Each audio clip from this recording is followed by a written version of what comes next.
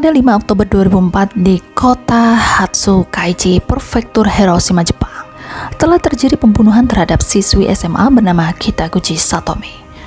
Pembunuhan Kitaguchi Satomi sempat menggegerkan masyarakat Jepang karena merupakan kejadian yang sangat tragis. Pelaku pembunuhan Kitaguchi Satomi berhasil melarikan diri dan membuat polisi kesulitan untuk menemukan pelakunya. Hingga akhirnya pada tahun 2018, pelaku ditemukan secara tidak sengaja.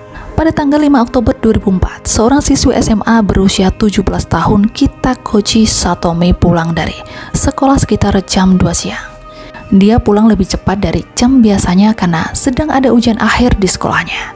Sepulang sekolah, Kitaguchi Satomi memutuskan untuk tidur siang dan memberi pesan pada adiknya untuk membangunkannya jam 4 sore karena ada jadwal kerja sampingan. Satomi bergegas menuju kamarnya di lantai atas yang kebetulan berseberangan dengan rumahnya. Sekitar jam 3, nenek dan adik Satomi mendengar suara orang berteriak dan langkah turun tangga, lalu mereka bergegas menuju ke kamar Satomi. Adik Satomi berhasil kabur meminta pertolongan kepada orang sekitar dan polisi pun segera datang, akan tetapi pelaku berhasil melarikan diri dari TKP. Tidak ada harta satupun yang hilang dan sobekan baju sehingga polisi memastikan kasus ini bukan pencurian dan penganiayaan. Kemudian, korban dikenal jujur dan baik, sehingga semua yakin tidak mungkin pelaku mempunyai dendam pada korban dan motif tidak diketahui. Lalu, di kamar ditemukan penyetel musik yang masih menyala dan tercolok earphone. Hal ini membuktikan bahwa tersangka panik dan langsung keluar. Selanjutnya ditemukan jejak sepatu, sidik jari, dan juga DNA pelaku. Dari lantai 2, pelaku mengejar korban dan menusuknya di depan Kengan, hingga terdapat 10 tusukan di tubuh korban di bagian leher dan juga tangan.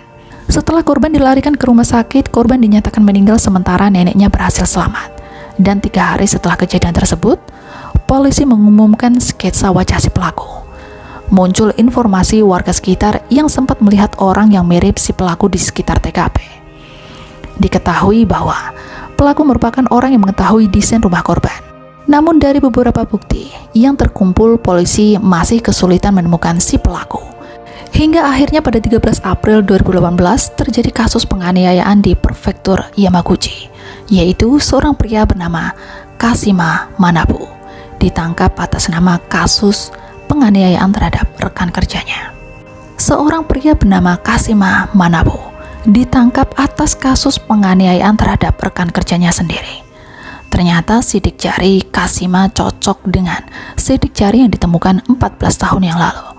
Setelah diinterogasi, Kashima mengakui kejahatannya yang dilakukannya karena pada saat itu dia tengah putus asa terhadap pekerjaannya.